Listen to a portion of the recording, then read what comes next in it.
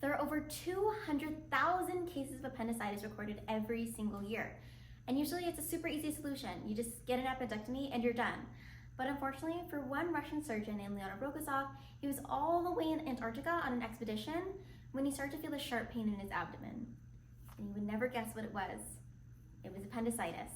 And to make matters worse, he was the only person on the entire continent of Antarctica who knew how to perform an appendectomy. So if he wanted to live, he was going to have to take matters into his own hands. And he decided he was going to perform this several-hour-long surgery using only his sense of touch and the help of a couple of assistants. Now, he was able to finally remove his appendix after mere hours before it was going to explode. And luckily, he was able to survive and recover. And after coming back home to Russia, he was then regarded as a hero amongst his peers. And now he's the reason why all Antarctic explorers are required to get appendectomies before going to Antarctica. Now this story reminds me of the quote, "The gem cannot be polished without friction, nor man perfected without trials," which is a Chinese proverb. Now I agree with this quote because sometimes in a tough situation, that's all it takes for us to become the best version of ourselves. I'm now going to be telling you 3 stories about overcoming adversity, just like Leonid Rogozov.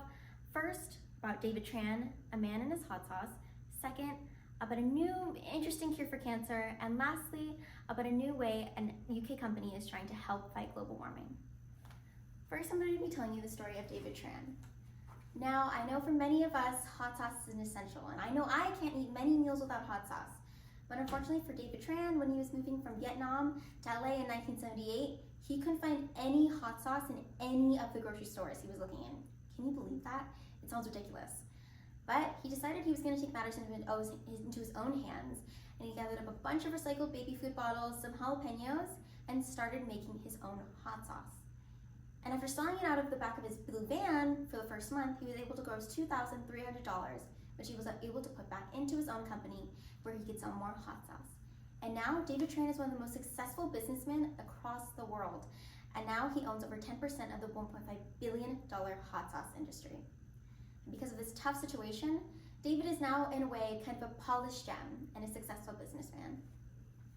Now that I've told you the story of David Tran, I'm now going to be telling you about a new, interesting cure for cancer.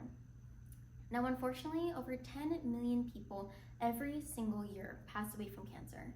And one man named Christoph was living in West London when he was unfortunately diagnosed with cancer as well. And he was receiving end-of-life care because of this. Now, he decided to take a chance on an experimental trial, but this experimental trial used something you would not expect. It was a modified form of herpes. Can you believe that? And he was gonna have to get this modified form of herpes injected into his arm every other week for 5 weeks straight. Now, after that 5 weeks were up, something amazing happened. He actually went into cancer remission. And for those of his peers who didn't go into cancer remission, they also received reduced size of their tumors and overall improvement in their health.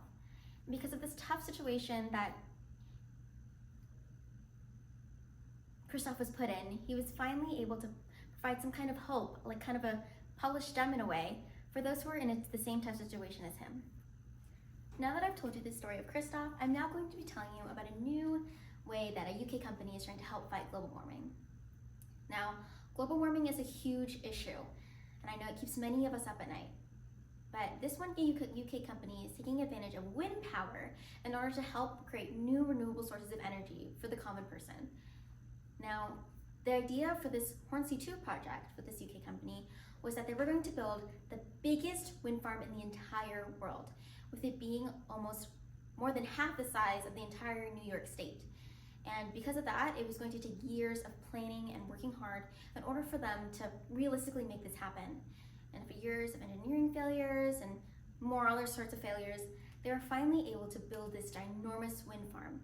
And now that it's been successful, it's since been able to power 1.4 million homes all across the UK, and has since provided a new shining hope for those who are looking to help fight global warming.